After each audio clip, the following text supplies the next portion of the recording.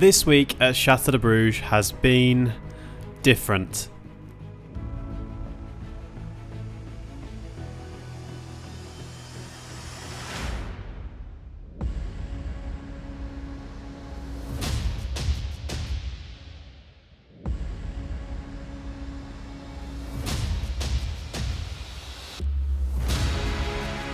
We're so grateful for all the support from our followers, new and old, and we hope that you're enjoying our journey.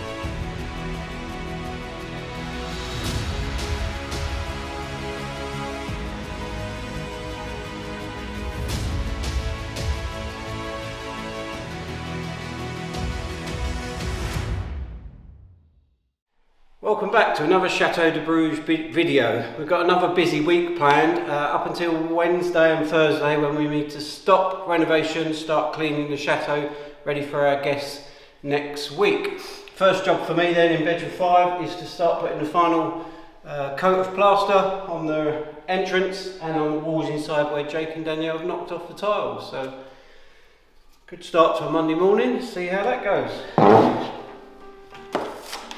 Now, I know what you're thinking, and no, it wasn't a fart.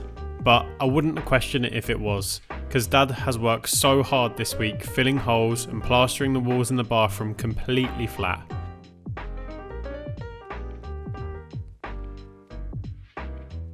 Danielle also worked really hard this week to finish the slightly easier but just as tedious job of taping and filling the new plasterboard wall. Anyone who has attempted to plaster knows just how difficult it is, so I have nothing but admiration for him and his plastering skills, even if he can be a show-off at times. Honestly, well done, Dad.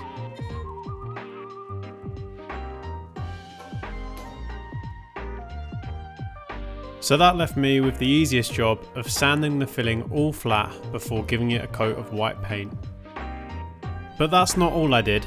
I also finished installing our shower shelf with wetboard ready for tiling soon. Now the reason we've done this is to set the shower tray 100mm away from the wall, purely so the centre of the tray is above a gap in the floor joists. This will help massively when it comes to installing the shower trap and waste pipes, and we won't have to compromise the joists running under the floor. And before you ask, yes, I'd already taken this into account when chasing the walls out for the shower water pipes. So we popped into Leclerc and there was a small fire on the motorway, so we're just going to go check it out. So Danielle said small fire, quite a big fire, and this isn't accidental. This is the farmers in France at the moment. They are protesting, and this is one of the things that they're doing in order to protest. This is the auto route, this is the main route in and out of Montluçon. And they're just burning loads of stuff that they got on the farm. There's loads of rubber tyres, old tyres, and you can see the colour of the smoke coming off and where that then's going. Yeah, quite a big old fire.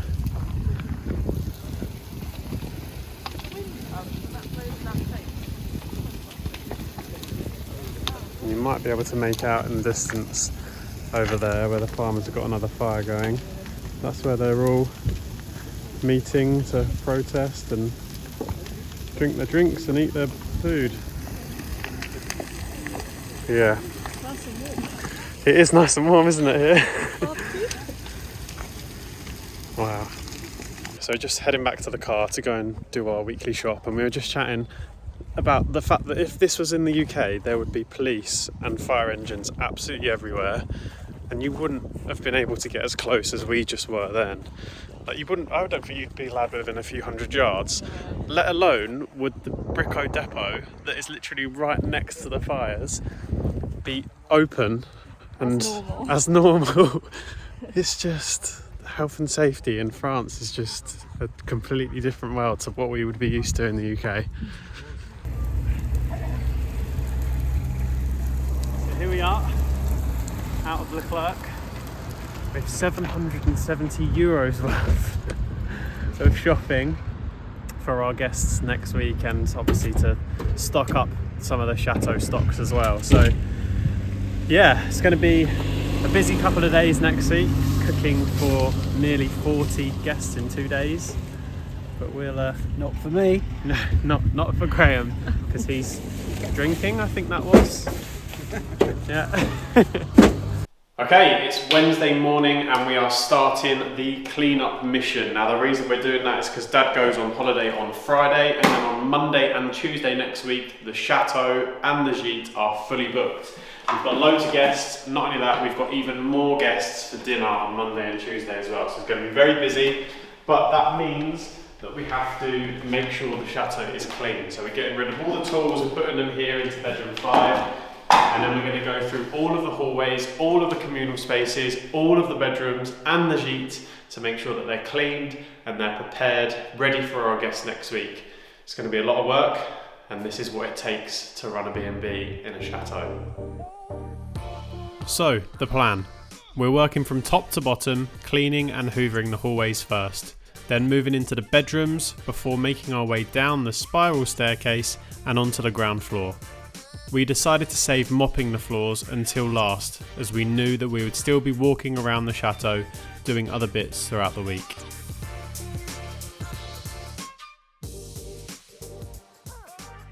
This was the first real deep clean the rooms have had since the end of the season last year in November, and we're pleasantly surprised with how clean they still were. Despite that, we gave every room a thorough clean, hoovering, wiping surfaces, bleaching and cleaning the toilets, and of course descaling the shower screens. This all took us the best part of Wednesday morning, leaving us with plenty of time to move on to the ground floor after lunch. You will find out more about that later. The last job that we have to get ready for our guests next week is to put all the bedding on. It's been ironed and sorted into each room, so I'm going to take it up and get a room fitted.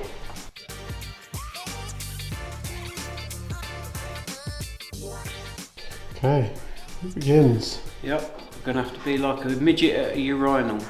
Keep on our toes.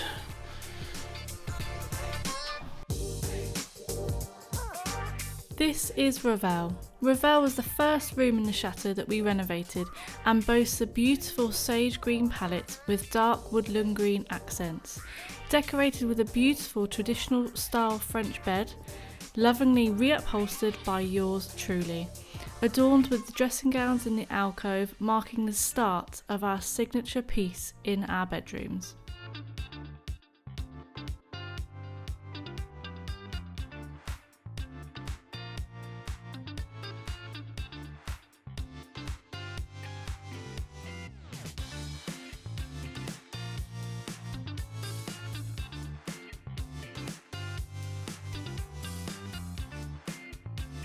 This is Lutece, the second bedroom in the chateau that was renovated, hosting a collection of bold blue tones with a contrasting blush pink sleigh bed. The added walls created a welcome space to enter the bathroom and sink areas while keeping the flow of the room and also ensuring privacy for our guests.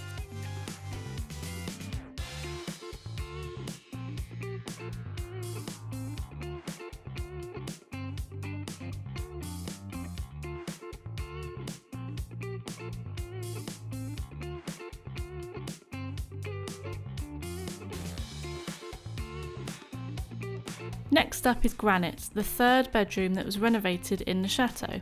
With its beautiful damask style wallpaper and complementing wall colours, it exudes luxury and cleanliness. The armchairs restored with the love and care, covered in the same but opposing coloured fabric. The large bathroom continuing the theme of the Chateau de Bruges dressing gown alcove next to the vintage patterned walk-in shower.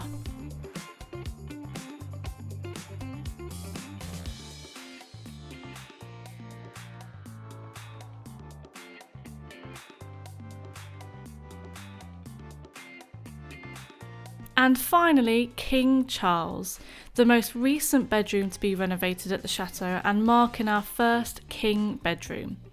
The delicate gold damask style wallpaper wrapping around 3 walls helps to frame the 2 huge windows. 2 incredibly comfortable armchairs sit opposing to the bed either side of the refurbished console table. The bathroom, once again exuding luxury and style, with gold metal features throughout, and once again housing 2 beautifully hung Chateau de Bruges dressing gowns.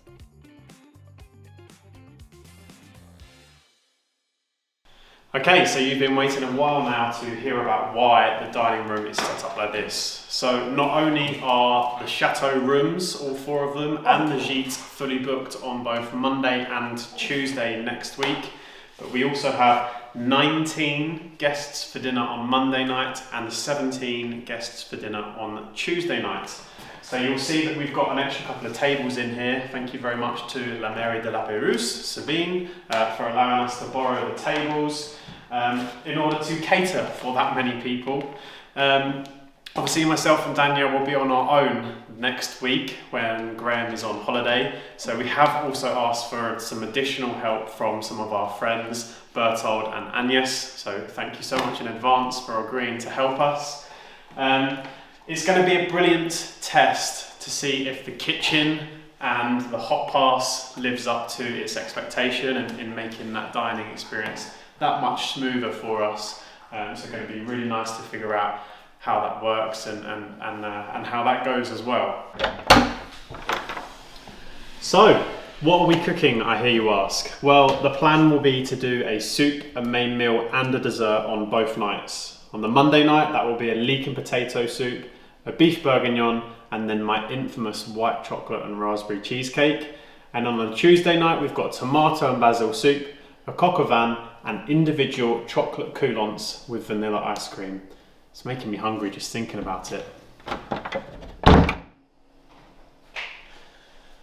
So it's obviously going to be a very busy couple of evenings for myself and Danielle, but we'll try our best to video as much as we can so that you can experience that evening with us as well. So obviously the table is going to change quite a lot between now and Monday night with the additions of tablecloths, cutlery, glasses, obviously candles being lit and a nice warm fire in the fireplace as well to set the ambiance. But you're going to have to wait until next week to see that, so make sure you return then. And don't forget, if you have enjoyed the video, please do leave a like, leave a comment and subscribe if you can. It's all free and it really helps us to continue to grow the channel. Have a good week.